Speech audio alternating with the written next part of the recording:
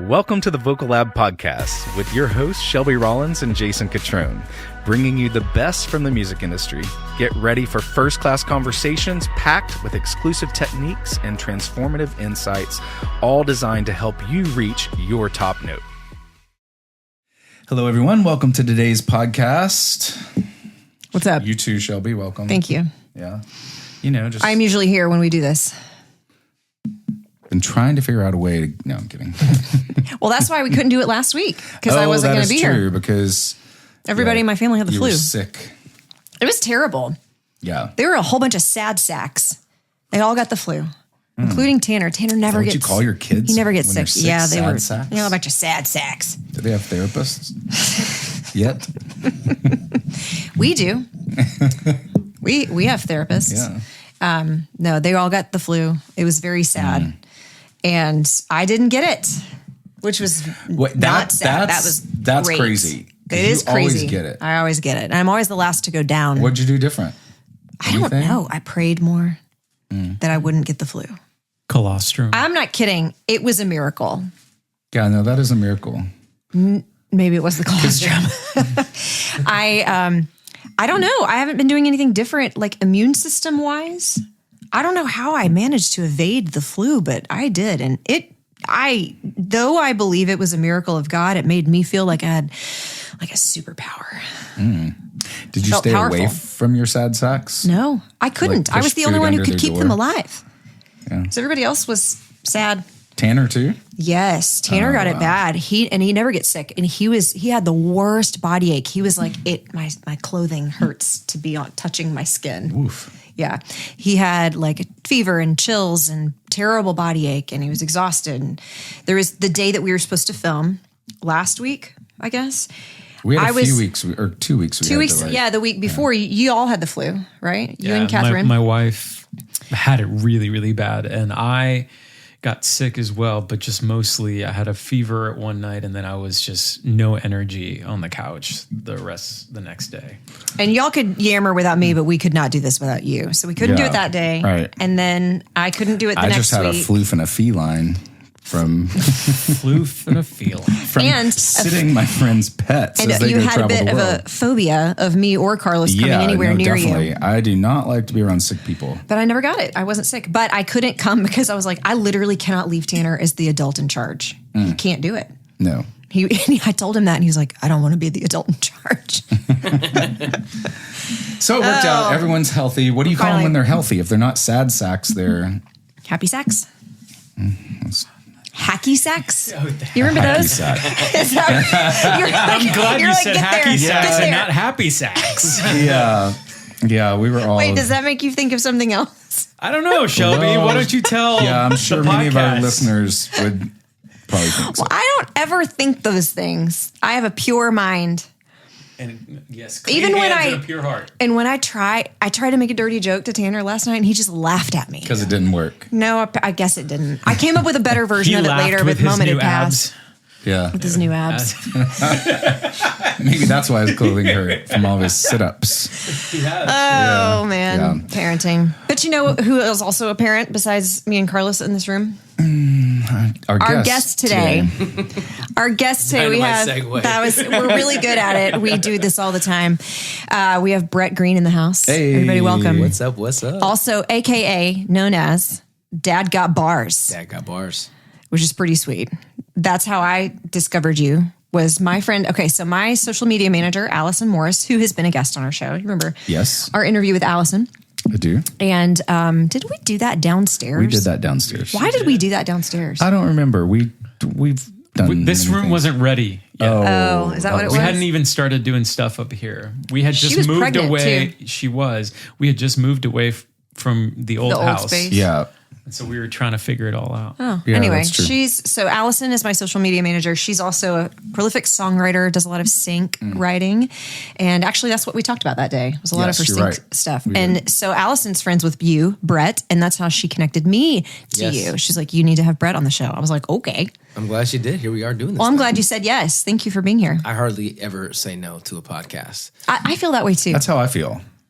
Yeah. Why not? Even if they have three listeners, I'm like that's Let's three do people it. that might be able to come and check out some of my stuff. Yeah. And it's fun. I like talking about myself. Well, good for you. Yeah, we have right? 5 listeners. Isn't that everybody's favorite topic to talk about? 100%. Oh, They said totally, everybody's totally. favorite word is their own name. So Yeah. I learned that one early on. I read a book a long time ago, How to Win Friends and Influence People, Dale Carnegie. And that was like one of his big things was like just call people by their names. Yep. People love to Work their own name into conversations. Always. I notice it when people do that well, when they'll be like, well, Shelby. And it's always it's almost alarming. You're like, It is kind of strange because you're not used to it. But then you're like, this person really likes me. right. Like, no, they're just working you. Yeah. Yeah. They want something from you. So Bret. Yes, Shelby. Brett, would you like to talk to us about yourself today? I would love to. That's why I'm here. So tell us about Dad Got Bars. Oh man. So I've been rapping for most of my life. Like I was, in the cafeteria, we were freestyling, making beats on the lunch table, trash can, wherever we could. Back in Michigan? Back in Michigan, Okay. Kalamazoo, Michigan. Kalamazoo. Kalamazoo. K-A-L-A. You got it. Yeah, You I got know that it. song. So What's that song from? You know what? I should know. musical, right? It is a musical, yeah. K-A-L-A-M-A-Z-O-O. You know what you call someone? What a gal. Oh, real pickaroo. Da, da, da, da, da, You got it. in Kalamazoo. Oh, It's a big band song. right, Yeah, it's a funny I do one. know that You song. should know this Yeah, I do song. know that song. Okay, Do you sorry. know what you call someone from Michigan? Michigonian? Nope. Carlos? Michigander. Hey. Oh, wow. That was I was just weird. think it's cool. What is Michigander. what is a Tennessean? Tennessean. Yeah. You said I it. literally, it just rolls off the tongue, right? Yeah, totally. It does. What do you call a Tennessean? So sorry. Grew up in Kalamazoo, and I rapped a lot, but I always was like struggling to come up with what was my topic. What am I going to talk about? What am I going to say in hip hop music, which is a culture predominantly dominated by people who have a hard luck story, grew up in the projects, sold drugs, lived a certain lifestyle that I certainly was very, very far removed from, and it always was like an identity thing for me, where I was like, I really love this art form and I really want to be a part of this culture, but I also know that like it is somebody else's culture that I don't belong to. So it was like, it was always just kind of like tiptoeing and walking on eggshells when it came to that. And ironically, who really kind of inspired me was Lil Dicky. I know it's funny, but when he first kind of came out onto the scene, like on YouTube, and I was seeing some of his like comedy stuff, I go, oh, I could just make songs that are funny. Yeah. They don't have to be super deep, and because I don't have a really hard luck story to tell anyway. And so I was like, maybe let me try that. And so I was like trying to do like more like storytelling, but the storytelling I was doing was either made up. So I was like, it was like a sitcom where I was like, okay, I'll come up with a really funny situation I can put myself into, and but I found that to be really difficult because when you're trying to make up every single detail from a story, it's just a lot of work. Yeah. And so I was like, I gotta, and they always say whether it's music or a movie, write what you know. Mm-hmm. And I'm like, I don't know this if I'm making this story up. And so I was like, I gotta write from like a genuine place. And I always say the first song that I ever wrote that it was actually good was a song I wrote about my daughter before she was born. My wife was 20 weeks pregnant, and I was like, I have this idea. I want to write a song for my daughter that's basically like, hey, as a father, here's what I want to teach you. Here are the things that I think you should know. And it was like little things like, oh, if the girls at school are mean to you, it's probably because they're jealous because you're pretty. Or when you turn 21, like make sure you always keep your drink with you. And like all these little things that like a dad would want his daughter to know. And I was like, oh my gosh, like this is actually a good song. Like I like that. Like it was the first song I ever wrote that I liked. Yeah. And it was like super, super proud of. And I was like, this might be my lane. And then when my daughter was actually born, I started to like come up with more ideas. And I think she was about 2 years old is when I first started to write like about being a dad. I wrote a song called Millennial Dad. It's kind of like a love letter to all millennial dads, just being like, listen, our grandfathers and our fathers, bless them, they tried, but there's a lot of things. They didn't change diapers like we are. They didn't feed, they didn't wake up in the middle of the night with their wives and take care of the crying baby. And we're doing that. And so it was like, I really wanted to like give dads the credit that they deserved. And then I realized very quickly that there still were a lot of dads that are still not quite pulling their weight. A lot of those guys started commenting on some of my videos.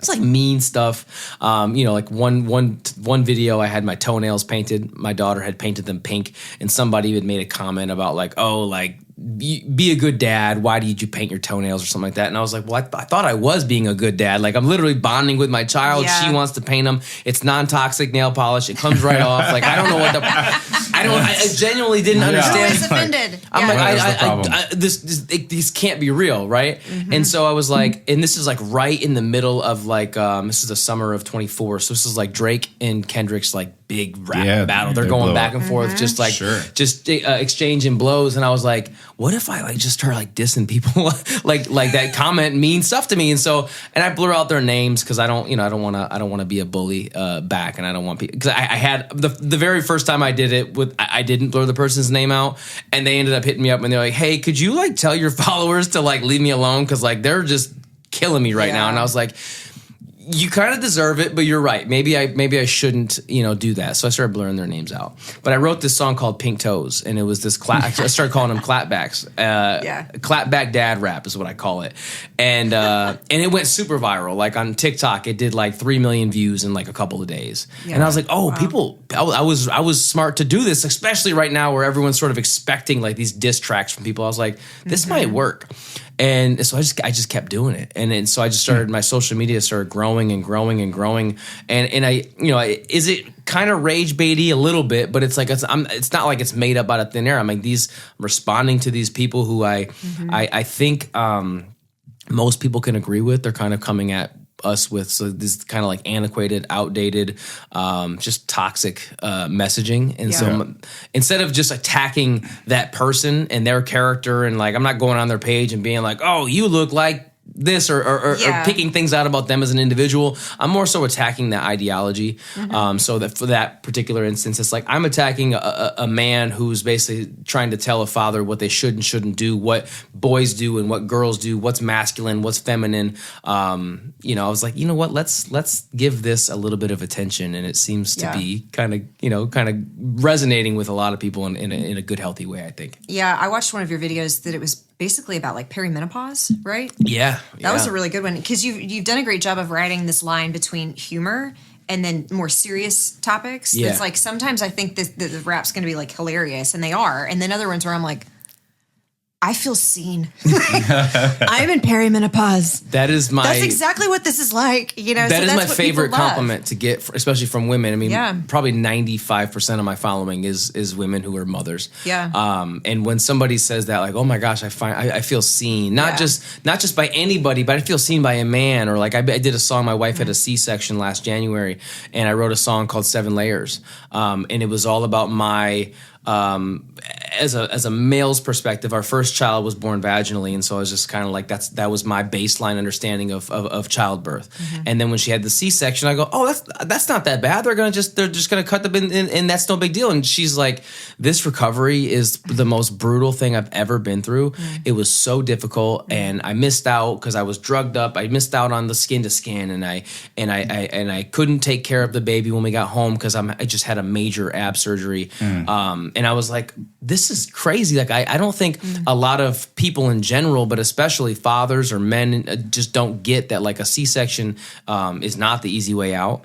Yeah. There's a lot of kind of misinformation when it comes to that. So I was like, let me dive into this a little bit and do some research on this. And I wrote a song about that. And all of the C-section moms just came out and they're like, oh my gosh, like, thank you so much for saying this. Cause like, I get this all the time. Or like, oh, my mother-in-law tells me all the time that I took the easy way out. And like, no C-section mom like signs up for a C-section. You're like, yeah, I'll do a C-section. It's like, no, it's not something that people want to do.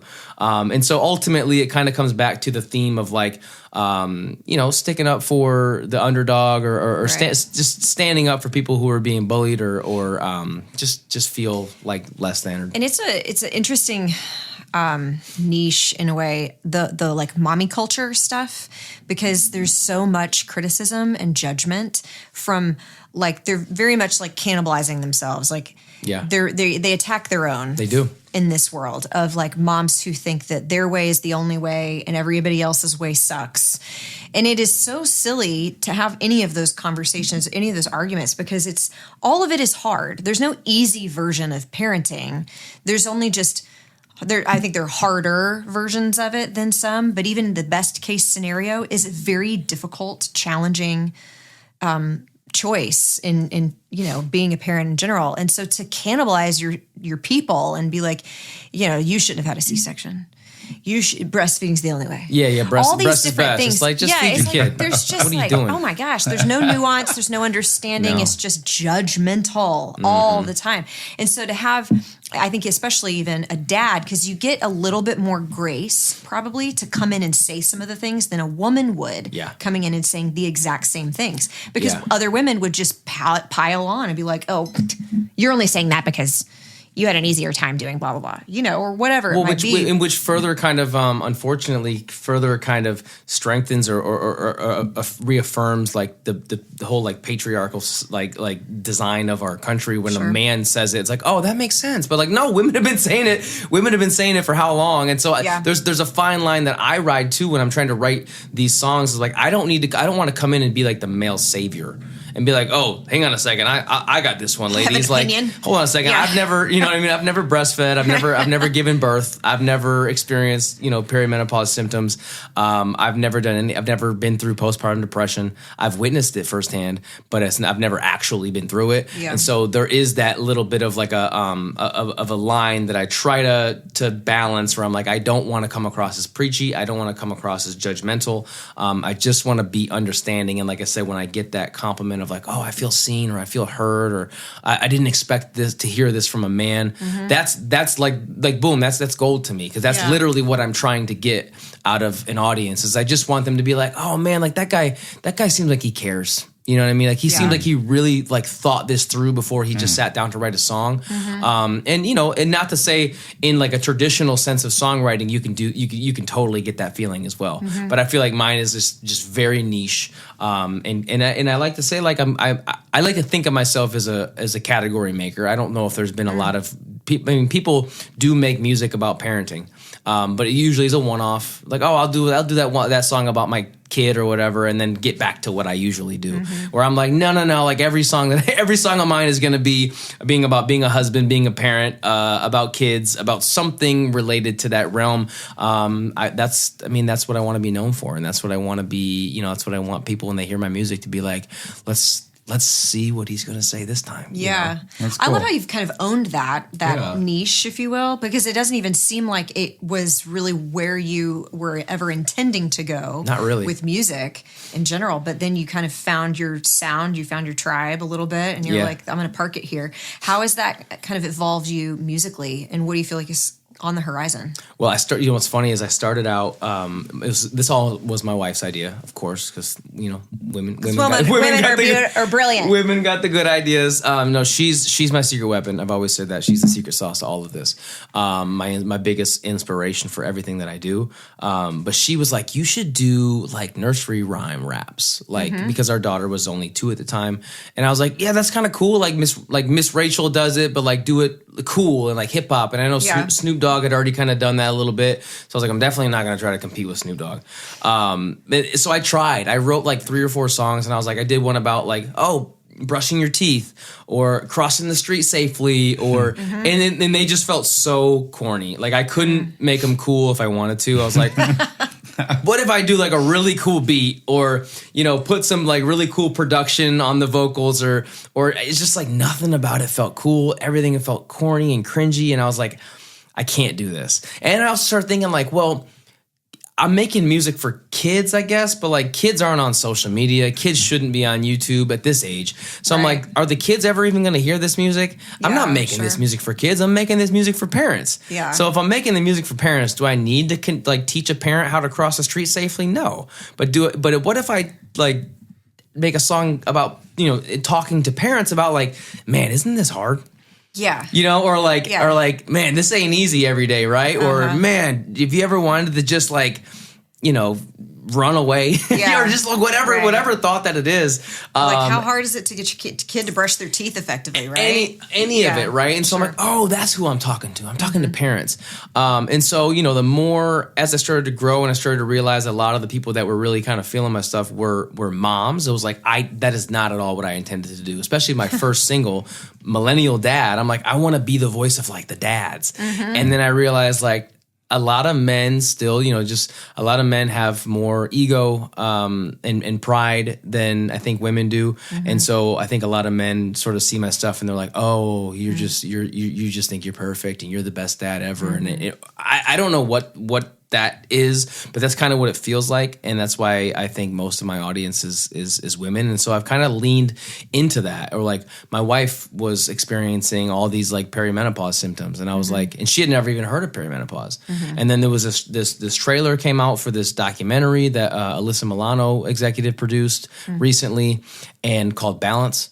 And I was watching the trailer and I was like, every symptom they're describing in this trailer is like my wife. This is everything that she's going through. And so I was like, babe, you got to see this. Yeah. And she was like, oh my gosh, I think that I'm going through perimenopause. And I was like, I got to make a song about this. And so, and we're talking about my wife, every night she wakes up at 2-3 o'clock in the morning, just drenched from night sweats, has to change her clothes and all these things that she goes through that a lot of people, either women who have not experienced it or husbands who are just sort of like, we all sort of generally know what menopause is, but we don't really know.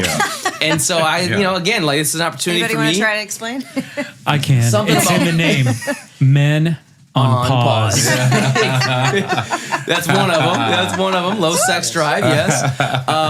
But yeah, it was like I just to answer your question, I guess of like where what's the trajectory, like where are we going with it, is just to kind of keep addressing topics that are just not talked about very often. Because that's also like that's right up there with like, oh, I feel seen, is like, wow, like why don't we talk about this more? It's like it feels cool to be the one that brings up the conversation that everyone's maybe afraid to talk about or just doesn't even think to talk about. Yeah, that's great. That's really cool. So as your audience has kind of exploded in the dawn of all of this, how is that? Because you've got almost 300,000 followers on Instagram, and then I'm sure obviously you got all the other platforms as well. I know that one of the things that has sort of come into your orbit is like brand partnerships, and I would imagine with a growing audience like that, you're getting hit up by a lot more people or a lot more companies and businesses wanting to work with you. What is that? Talk about the journey of that a little bit. So that's kind of the business side of the art, right? So like, I don't expect to get millions of streams on a song about, postpartum depression or C-sections, you know what I mean, or whatever. And so to me, like, I put my music out on Spotify and Apple Music and all that to be like, it's there if you want to find it and listen to it. That's awesome. But by no means do I rely on that as a source of income. And so I'm like, if we want to try to monetize this thing, you got to work with brands and figure out how you can share their message while remaining true to you and what you talk about. And so I've tried to blend the two, and I think I've kind of figured it out where it's like I did one for Bobby, the baby formula. Yes, I know that. And and I was like, okay, how do we? I don't want to make a jingle. I don't want to make just like this is an ad, because you're scrolling on Instagram, you come across something that feels like an ad. It doesn't matter, even if you need the product, you're like, this is an ad, and you're like, get off my phone. I don't want to see this. And so I'm like, how do I stop that? And so for that one in particular, that video, I decided to make a song about a mother who's struggling between, gosh, I really want to breastfeed, but I can't. It's not happening. It's not working. I'm sad. I feel like a failure. What do I do? And then, you get like 60 seconds into this song before it reveals like, oh, and then her friend comes by and she's like, girl, there's nothing wrong with just using some formula. Just give it a try. It's safe. It's been tested. It's all these things. You start dropping some of the product details and some of the bullet points that the brand wants you to hit. And that video did like over 700,000 views. And for an ad, I was like, I was not expecting that to happen. And I think it's because I didn't go into it off the jump and be like, hey, by the way, you should use Bobby. It was like, hey, have you ever felt like at a crossroads where you're like, should I keep trying to breastfeed or should I feel shame if I switch over to formula, and kind of hit that like that emotional feeling, and then get into like, well, here's a solution. Like you can try this formula, or I'm doing another one for another brand where it's like the mom is sitting down at the computer and she's like getting ready to have her second kid, and she's like, oh my gosh, I have to do all this research again on bottles and strollers and high chairs and all this stuff. And like, why does it always fall on me as the mom? Like, where's my husband at? Why am I doing all this by myself? What is this mental load and this emotional fatigue of like, I got to do everything. If I don't do it, no one will. That's how that song starts. And then it's like, oh, and then by the way, if you need a great, bottle for infants, you should use Tommy Tippy. And so like, and I'm not trying to dupe anybody or pull the rug out. Yeah. But it's like, you gotta hook them somehow, Yeah. And maybe, I mean, how do you feel like you cracked the code of that, of like stopping the scroll and not pissing somebody off, that they spent this time thinking they were going to get this great song and now they're served an ad. And it's so funny because we don't get mad at the brand itself showing up on our feed. We just accept it. It is the algorithm. I see an ad for Bobby or for Tommy Tippy or whatever. They're a business, yeah. Yeah, but you see an influencer, you see somebody that you like following post something, and then all of a sudden you get a sneak attack by it. Why does it make people angry? Yeah. But it does. And how have you figured out that bridge to connect? Yeah, it happened with Bobby, and simply because like the whole like formula breastfeeding thing is a big argument or conversation anyway. And so I had people that were like engaged and interested, probably watched the video for 50 or 60 seconds and then realized, and then they might be one of those people that's like, oh, well, all formula companies are terrible. I can't believe you partnered with them. Or, oh, of course you sold out or whatever. Sure. And it's like, no, I've used that formula company for both of my kids, and I stand behind it. So like, and that's also a big one for me too. It's like, I'm not gonna promote brands that I just would never use. Yeah. You're not gonna catch me, promoting cigarette brands and like Coca-Cola and things like that. I don't drink Coca-Cola. I don't smoke cigarettes. If it's something that I don't believe in, I'm not gonna push it just because they gave me a check. And so, yeah, there is like, part of me is like, hell, if I can get them to stick around for 30 seconds and then they decide like, oh man, it's an ad. I don't want to piss anybody off, but if you stuck around for 30 seconds, that's going to help me out in terms of my metrics and my engagement. You know what I mean? Like, that help the average watch time and all that. So am I purposely trying to deceive anybody? No, but it's like, let's tell a story at the end of the day. I don't want to just, like I said, I don't want to write jingles. I don't want to just be pushing products. I want to find a way to humanize this product and figure out like, what is the problem here? Is there a pain point that we can actually address and figure out how, and then accurately position the brand as the hero or as the solution to that problem. And for me, if I can sleep at night knowing, no, I genuinely think that this product is good, and I genuinely think that this product can address this pain point and make parenting just like a little bit easier. Yeah, that's so smart. That's so smart. Have you ever approached a brand yourself to ask? Oh yeah, all the time. Yeah. And honestly, when I first started out, I was like, I'll pay the $14 a month to get verified on Instagram. It just makes you look a little bit more legit. But also when I go to DM, Baby Bjorn or one of these big baby companies, like if I'm verified, I'm going to get into their inbox as opposed to be sitting in their other, box or whatever. Yeah. And so I would just, if I was like watching a football game or something, I'm just kind of sitting around on my phone anyway. I'm like, let's just start hitting up some of these brands that I like, or looking around the house. I'm like, oh yeah, we do use that. And I'm gonna find them on Instagram, and oh man, they got a huge following. And I'm looking, they do collabs. Okay, let's hit them up. And honestly, the success rate on just reaching out to brands and saying, hey, this is what I do. I'm a dad. I rap about being a dad. I rap about being a parent.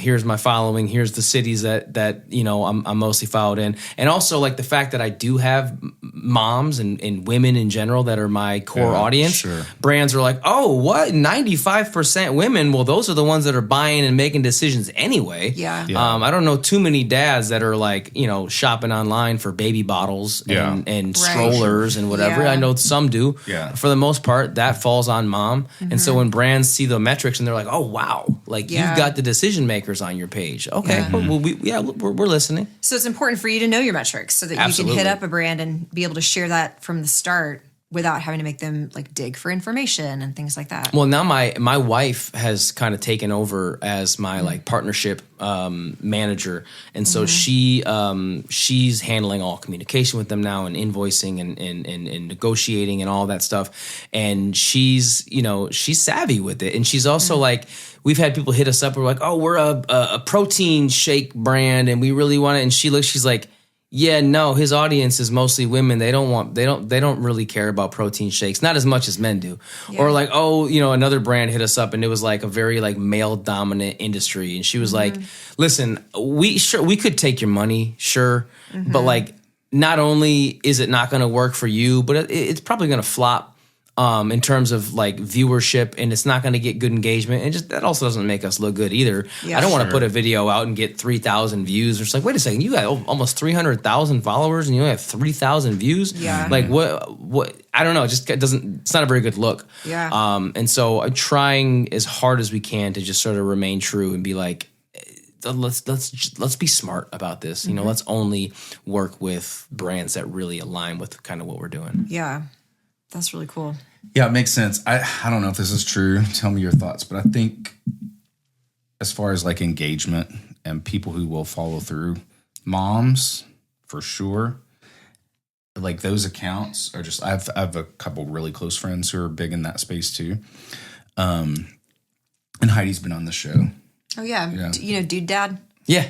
His wife, Heidi Kalmus. Oh, cool. Yeah. Do they live out here? No, they live in Texas. Colorado. They seem to know everybody. I see. They literally are like, I'm like, oh, all your favorite creators are like, oh yeah, we're friends with them and whoever. I forgot what I was going to say. Oh, but I mean, that's their audience, right? And it's really engaged, and those accounts do really well. So I think you're right to put something on there that's not true to who you are and your fan base would be weird. Yeah. A lot of times in our space in music, we're throwing things against the wall. At times, it feels like trying to, get something to stick in a little different way because our audience is very vast because it's music. Yeah. Even though we do kind of hone in on vocal coaching and most of what we do individually and collectively, but yeah. And once I started gaining a bit of an audience, I started getting weird like collab requests from brands. Sure. Everybody gets and some of them were not necessarily weird. They just had nothing to do with what I'm doing. And it's like, do you want to talk about my pretty earrings? We give you these earrings. You want to talk to I'm like, my audience doesn't give a crap what earrings I'm wearing. Like, yeah, they think you have a lot because you maybe have more than them. You're like, oh, well, you have 50,000 followers. That's a lot of people. And I got this product. Could you tell them about it? It's like, I could, but it doesn't make any sense. Yeah. I'm also like, how many of those are bots? Me to be an influencer. A lot of that's bots. Yeah, just come through. And then I've had some more like science-y based vocal product type brands reach out to me, and they're like, "What? It's Jason's fault." No, it's Jason's fault. Looked at each other. Because you said product. And it was really funny to both of us. It was just funny. I don't know. It just caught Carlos and I at the same time. We're like, product. I didn't even notice. I was deep into You're the best person in the room. These two, I've had one or two companies reach out and they're like, we've got this, like a lozenge or some sort of a brand I'd never heard of, and they're creating something that has to do with the physicality of the voice. And they're like, would you like to promote it? And I'm like, I don't know anything about how this works, and I have never used it. I would need a very deep brief on the science behind what you're offering here so that I would ever feel confident putting that out there. Like that could impact someone's voice very physically. Like I can't just willy-nilly share this. Like I don't know what this is. And then the brands don't really want to go through the trouble of like convincing you. They're like, oh, just go to our website. I'm like, your website doesn't have hardly anything like on there. I literally just had that happen like last week. Really? A brand that does like paternity testing. And they were like, this could be kind of cool for your brand. And I was like, and my wife, again, like I got to give so much credit to her. She's like, I don't know. This might not be on brand. I'm like, what do you mean it's so on brand? She's like, is it though? Like, she's like, I don't think this may not be. Like, let's look into it a little more. Or let's check the website. I don't see a lot of information on the website, or it seems like kind of like a bare bones sort of thing. Like, let's not just jump at things.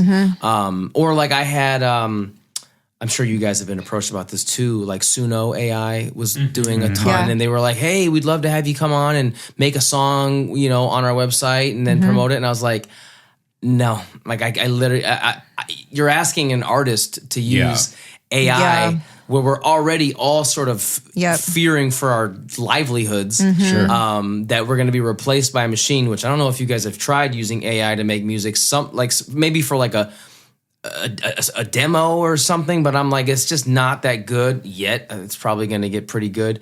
But like, even if like people are like, "Oh, what did you write this song on ChatGPT?" And I'm like, have you ever asked ChatGPT to write a song? Like, there's an account terrible. that does this. It's hilarious. Some of them are, they're like, funny. ask ChatGPT to write like a hymn or something like that, like a church hymn, and it was hilarious. It was so I funny. saw one. Was it the Baby Shark? It was Baby Shark in Hillsong. If I saw that.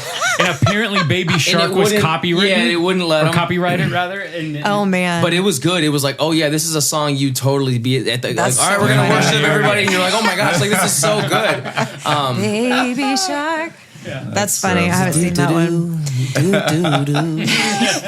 But it was, but I was like, I can't in good faith put a song out and then be like hashtag like Suno partner or something, and then people be like, wait, is all of your music AI? Right. And I'm like, no, I can't touch the whole AI thing with a 10-foot pole. Do I have conversations? Is ChatGPT like my Your bouncing Google? all ideas off of? Sure. Or like, hey, or a lot of times I'll come up with like what I think is a really witty line, and it's funny because I used to ask my wife, I'm like, hey, if I say this, does that make sense? And every time she'd be like, it doesn't make sense to me, and I'm like, I forget that you aren't the right person to ask. Like, so, because she's always like, it just goes over her head. And she'll admit it. She's like, yeah, no, like, I'm not the right person to ask about this. So I'll go to ChatGPT, like, hey, here's this line. Like, what do you think this line means? And it's like, oh, you mean da-da-da. I'm like, okay, cool. Somebody gets it. The computer's smart enough to understand it. Like, are people going to get it? I don't know. But every now and then, but I'm like, yeah, no, if you've ever tried to write a song using AI, it ain't it. Not yet. Yeah, not yet. Not yet. Hopefully never. Hopefully never, right? Yeah, right. we would all like to keep our jobs. Yeah, Right. yeah, Oh my gosh.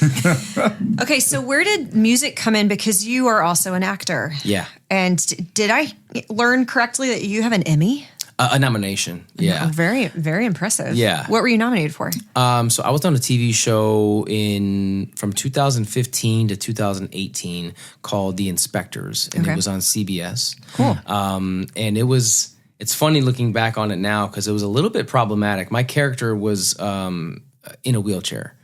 And so looking back on it now in 2026, you're like, oh man, why you were in a wheelchair? Like, what were you thinking? But back then, so was Drake and Degrassi. And that's what I always go back to. I'm like, well, Drake did it first, and then he went on to have an amazing rap career, right? So I'm on the Drake trajectory. Yeah, there we go. Amazing. Yeah, I have my mixtape, is not out yet. I'm waiting for my best I ever had moment to like really blow up. But no, there were a ton of flashback scenes, and so they were like, oh, we really want somebody that's actually able-bodied. And so at the time I thought like, oh my gosh, this is a great opportunity for me as a young actor to like sink my teeth into this, and we had consultants on the show who were quadriplegics and paraplegics, and they were like, explaining to me how they did things, and I'm like, oh, this is like any Oscar winner, Matthew McConaughey had to lose all that weight and portray like an AIDS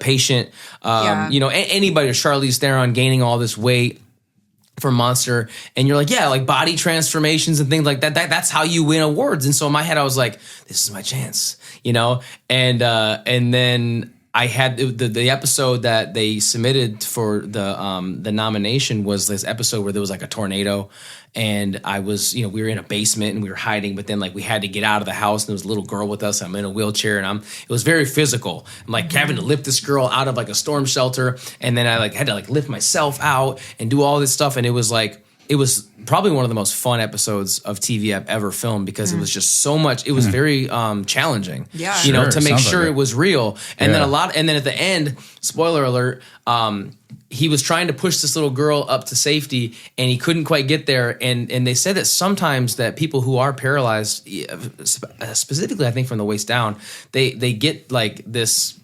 I don't even know how to describe it, but sometimes they can like get up for a second. And it's like, it's in those like fight or flight type moments. A mom can lift up a car. Exactly. Off the I don't know how thing. that happened. It was a miracle, but it happened. And so like I had this thing, where my character like gets out of his wheelchair for a second and kind of stands up and gets her up to safety. He doesn't even realize he's done it. And then the reveal is like all the the first responders and stuff are up there looking at him, and he's like, "What?" And he's like, oh my gosh, like I stood up, and it was like, it was a really challenging episode to film, but it was just so like rewarding too. And that was the episode that they submitted to the Emmy nominations. And so cool. Yeah. And so like, it was really, really cool for me. And then of course, like after that was a bunch of backlash because they were like, well, should he have ever been cast in this? And should he be doing that? And I was always like, listen, if you want to be mad at anybody, like be mad at the network, I guess, or be mad at the producers. Like I didn't cast me. Right. I don't know what to tell you. And would you have said no if they offered you? Yeah. Right. And so like, I try to like accept my my role in the whole thing, which is like, yeah, could I have been like,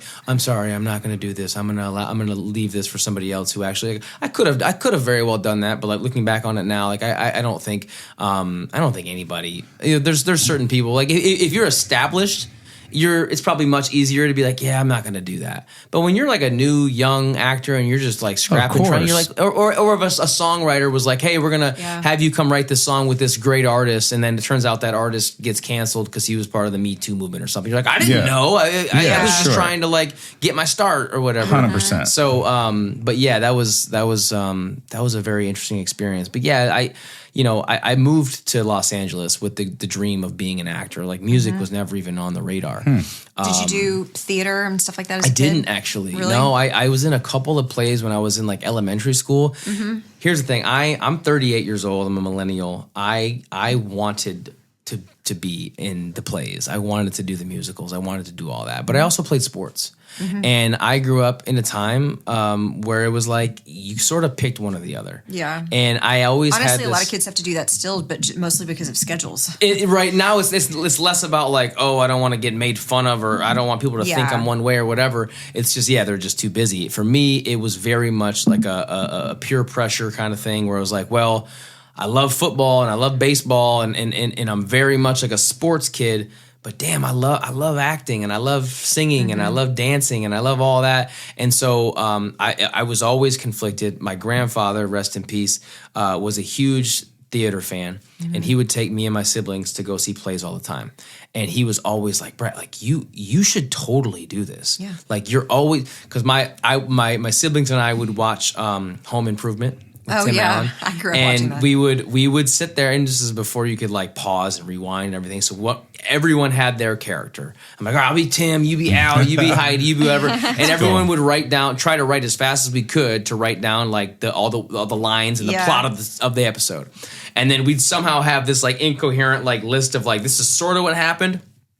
We'd go down in the basement, we'd rehearse for a couple hours, and then we'd have our family come down and we'd put on like a performance for them. We'd perform the episode that we had just watched.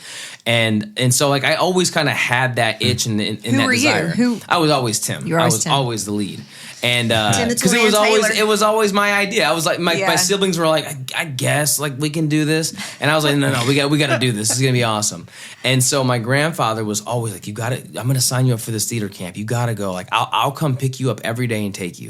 And I just was always like on the fence, and I always wanted to. Yeah. And I always said no. I was always like, no. And it's so silly now because I was always just afraid of getting made. I always just thought that the boys would be like, oh, you're gay because you do theater, and it's like, no, that would have just been so much fun. It's one of my life's like biggest regrets is that as a kid I didn't just like lean into that and just go for it. You know? What made you then pull the trigger and move to LA for it? So I moved to Arizona after college, and I was working and just doing sales. And I didn't really like the job that much, but I was making a lot of money and I was good at it. It was like very like commission based.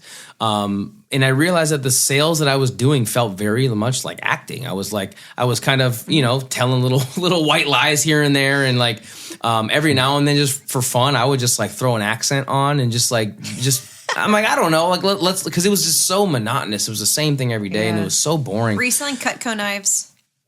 I was not. No, I think no. Yes. No, what I was doing, it wasn't an MLM. What I was doing was I was selling. I was basically selling leads to for-profit universities. Okay. So I was calling schools like University of Phoenix and DeVry and Westwood and all those schools, which we all sort of look back on now and we're like, well, how were those schools ever like? Like they're like accredited kind of like, and they're very expensive too. Like it was very expensive. Yeah. And so I would call those schools and basically be like, hey, we've got, you want nursing leads? Do you want whatever? We've got all these leads to sell them. And so that was my first like acting class. I felt like, and I was like, I really enjoy this. I'm kind of like, again, like when it would just to mix it up, I would just be like, I'm gonna do a Southern accent this time, or I'm gonna do this one with a British accent or whatever. Just kind of like not taking it very seriously, and so I was like, oh, this is kind of cool, and so I started to do like student films and short films and stuff, and I was like, this is actually really fun. Like I'm really enjoying this. Like you volunteer to be an actor in a student film. Yeah, and so. I met a couple people and they were like, we're thinking about moving to LA. And I was like, and I was kind of got to the point where I would book every audition that I would go on, because it was just a bunch of like inexperienced amateur actors like just trying to like do their best to get the words out and not stumble over themselves, and so I was booking everything, and I was like, okay, I think I've kind of outgrown Arizona in terms of this market. Let's go to LA and give it a shot. And so I went to LA, and within like 6 months I booked that TV show on CBS, and which is obviously very uncommon. And then that's crazy. Did the University of Phoenix have acting classes? I'm just curious. That's so funny. They have an acting performing program? arts. There definitely were like the art institutes was a big client of ours, and there's like an art institute in every major city. Okay, but I think that was more like like drawing, sculpting. I always thought in my mind it was like Vanderbilt. And I'm like, what does this university look like in Phoenix? I didn't realize it was. Wasn't a real. I didn't realize what it was. They had some buildings. Yeah, they have buildings. It's an online school, right? For the most part, but they have campuses too. Yeah, a lot of them had campuses too. There was one here. I don't know. It kind of went under, yeah. That one did. But there's still a couple. There's still a couple of them. But now it's like. But it was the Wild Wild West back then. It was like the University of Phoenix would have like a $10 million a month marketing budget or something like that. Just crazy. They were the biggest university in the country. Mm-hmm. Wow. Oh, I forget. They had insane hundreds of campuses all across the country. Just like it was that DeVry and ITT Tech. Yeah, there ITT was a big one too. Yep. And they would come to high schools to try to get, especially like people in bad neighborhoods and bad situations, to like give them an on ramp to. You can get in here. You can. Yeah. You got a 2.2 GPA. That's okay. We'll take your money. Yeah. Yeah. We don't need zero. You got more than a zero? We're good. Yeah, right? Yeah. You got a pulse? We can get you. We can work some things out. We can get you in. Diploma. Right? Yeah. So I was doing that, and again, like didn't morally was like, I don't think I want to do this job. Like I don't know if we're actually helping these people or if we're setting them up for like a lifetime of debt. Yeah, sure. Because like those schools are not cheap at all. Like very expensive. It's fascinating. And so I was like, yeah, I'm gonna lean into the acting thing, and then I was like, okay, a couple of friends were gonna move to LA, and I was like, I'm going to LA too, and so I did, and I left and moved to LA. I'm so glad I did. I love Los Angeles. I miss it. It's not the LA, unfortunately, that I moved to, and so we and my family we outgrew LA. We've got 2 young kids, and we lived in a townhome that was like 1,500 square feet. Yeah. And it was like, I don't know how much longer we're going to be able to do this. My kids were sharing a bedroom. So it was great for a season. But we had to get out, and that's why we're here in Nashville now. We've got so much more space, and it's definitely a very family friendly city. And so it is. We're happy with the move. And I love the, one of my deciding factors was like, all right, let's leave LA, sure, and go for somewhere maybe a little more family oriented, maybe somewhere a little more affordable where we can get more bang for our buck and get a little more space. And there weren't that many cities that you could really realistically think of in the US where you could get all those things. And I needed some kind of creative culture. You know what I mean? I need something here. I can't go move to like middle America where, if I tell people, oh, I'm an actor and I make music, they're like, huh? What? Yeah. You live in Topeka, Kansas? Yeah, you're like, I'm like, I need a videographer. I'm shooting a music video. Anybody know anyone? And they're like, what? No, we're all accountants. What are you talking about? Like we all work for Nissan or whatever the big company is in that town. And it's just like, oh, I need like creative people. Sure. And so here we are, and I just love. And granted, I don't make country music, but I know Nashville is definitely a lot more than just country music now. It is. It really is. It's grown a lot in that regard of genres, and there's a lot of sync here too. Yeah. Which I know that you've kind of started dabbling in sync as well. Which is kind of another cool outlet for you to grow into creatively. Yeah, I mean, I was saying, with the sync stuff, like the film and TV, with what I do, a lot of the topics are heavier topics, or they're just like, I'm telling my wife's story about how, after she gave birth, she had really bad postpartum depression. And so like, that's not, that's a heavy story to tell. It's a very relatable story for a lot of people, but it's like, I want to make sure I get this right. I want to make sure it's very detailed. And I want to make sure that when people hear it, they're like, man, that was really well thought out, and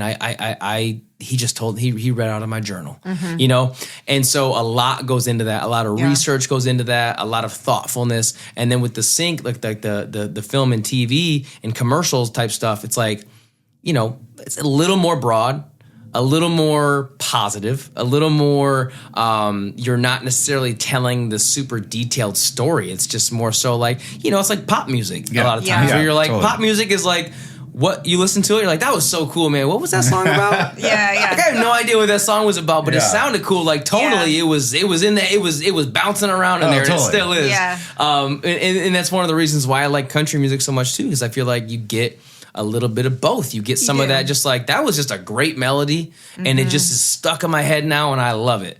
Or you get like, man, that was the story. That song made me cry. That story was incredible. That was so creative. Yeah. My wife and I right now really love Ella Langley. Like, so oh my gosh. Yeah. Any song she does, we're like, wow. Yeah. So she's good. incredible. She's really good. And, it seems kind of like all of these worlds have now sort of dovetailed a little bit into your podcast. Yeah. And so talk about your podcast a little bit. It's a pretty new venture, right? Yeah. So my wife and I have a podcast called Raise the Bar, kind of a play on Dad Got Bars. We nothing's off topic or nothing's off limits, excuse me. So we're just kind of like, let's talk about, C-section versus, a natural vaginal delivery. Let's talk about, what a mom goes through with postpartum depression. Let's talk about how a dad can support his wife who just gave birth. Gentle parenting, all these topics that are just, we're trying to find the most relatable topics that a parent can talk about. Yeah. And just a lot of podcasts I feel like are very like curated. It's very much like, okay, let's this is who we want to be, and it's kind of buttoned up, and it's sort of, and even like rehearsed a bit, if you will. And I feel like with us, we're like, man, let's just take the gloves off, and let's just like let's just have this be so raw and real and really get into it. And that's kind of been some of the response that we've gotten from friends and also people that we don't know that just like reach out and they're like, hey, like I really enjoyed how just like authentic this feels. Which, as you guys know, I mean, that's the whole point, right? You're like, and that is like currency when it comes to like social media 100%. Or just being online. Like if something feels real and it feels authentic, you're like, I'm gonna lean into that. I want to know. I want to hear more about what they're saying. But when it's like, oh, this feels like overly produced, and it feels like you're either like watching what you're saying or you're pushing a narrative that it doesn't even sound like you believe in. But you're just sort of like, or you're buzzwords and you're trying to just like chase trends and whatever else. I'm like, no. And so it's been cool because I can tell a story in a 60 to 90 second song requires a hell of a lot more effort than having a conversation. And so for me, I like being able to sort of like, it feels like improv sometimes. Like we have a producer who will literally throw the topics at us like right before we're getting ready. He's like, all right, so today we're going to talk about gentle parenting. We're like, oh, okay. So I don't have time to come up with a story, which sometimes you're like, damn, I wish I had a good, or like it's on the tip of my tongue and I can't think I want to tell a story and some of the details are a little bit foggy. So I'm like, I'm not even going to tell the story. But it does kind of lend itself to just a little more exploration. And you're like, let's kind of see where this conversation goes. And so we've been having a lot of fun with it. Well, that's so much of what we do. I mean, we'll be like, what are we talking about? Like 30 seconds before we hit go. Yeah. And not to be irresponsible and not prepare. Yeah. But also we just know if you've got a good rapport with who you're sitting there talking to, it's easy. It's easy to just talk and, pontificate about whatever, whether or not your opinion is good or not. Maybe the audience can tell you if that's the case. But yeah, like when you've got that kind of rapport with your co-host, and obviously you do with your wife, you know, it's easy. It's easy to make conversation, and you can have authentic conversations about stuff that you've experienced. Oh, throw a glass of wine in the mix. It makes it a hell of a lot more interesting. Right. Oh, yeah. Or a bottle of wine. Like sometimes we'll film, definitely 2-3 episodes. Who knows what you'll say in a row, you know? And we're like, all right, we finished this bottle. We should, maybe we should talk about this topic right now. I'm a little loose lip. But it does. That's a great podcast name. too. Right. Loose Loose lips. There probably is one called There Loose probably Lips. is. I'm sure there is. Yeah. Has to be. There was one called Raise the Bar. Actually, we were trying to get we were trying to get the Instagram handle, and they're like, someone's got it. And of course, it's always like they've got 2 posts, and they're from like totally. Yes. 2015. Always. You're like, Totally. can I get this handle? And they're like, for $5,000. You're like, what? Yeah. No, thanks. So wait, what is it called? I thought it was called Raise the Bar. It is. Okay. But our Instagram handle is raisethebar.pod. Oh, okay. Cool. And I think I may have made that up. I don't know. Because, .com and .org, and they started doing all these dots. I was like, what about .pod? I don't know if anybody's done it before, but I might be a trendsetter when it comes to that. Maybe So you you're will. welcome. You're welcome. Maybe so. Well, hey, we're going to raise the bar for you. Oh, yeah. Glad you remembered. Got a little game here got a to little play game. on the Vocal Lab podcast. okay. But it's extra special for you, Yeah, Brett. it's special today because we've never done this version of it for everyone out there listening who loves our little game. So I like a martini. I was going to say, what are we doing here? Yeah. But you I can know, tell right? that's not a martini in there. In one martini shaker, we have names of famous songs. And the other martini shaker today, we have names of famous rappers. Ooh. So this is a Vocal Lab first. So you're going to pull out one of each. Okay. Yeah. So this is the song. I think that's so. the song. Okay. Can Yeah. I look at it? Yeah. Oh, yeah. Tell us Okay. what it is. My Girl. Okay. Nice. And here you can have a rapper. Biggie Smalls. Base balls. Nice. You want me to rap My Girl as Biggie Smalls? Exactly. That's the game. That is your challenge. You got it. We also tell you we don't know if you're going to be right or not. I will. We were discussing before. 100% will. No, I know what Biggie Smalls sounds Yeah, like. no, we know Biggie Smalls. My girl. Talking about my girl. Yeah. Talking about my girl. It's so good. It's so good. I want you to do one more. Just for the sake. I don't even know that song well enough We to may do never do this again on the I know, show. we may not. that one. We need one new one of each. It's like in 10 songs all later. right, Beat It. Okay. And this is so fun. Snoop Dogg. Hey. Hey. Beat It. Hang on, I'm trying to think. Beat It. They told him, don't you ever come around here. I can't remember the rest of it, but Oh my gosh, that was amazing, dude. That was they told him, so. don't you ever come around here. Yes. If I knew the song better, I would have given you more. That was insanely great. That was insanely Tell great. him, don't you ever come Don't around you- here.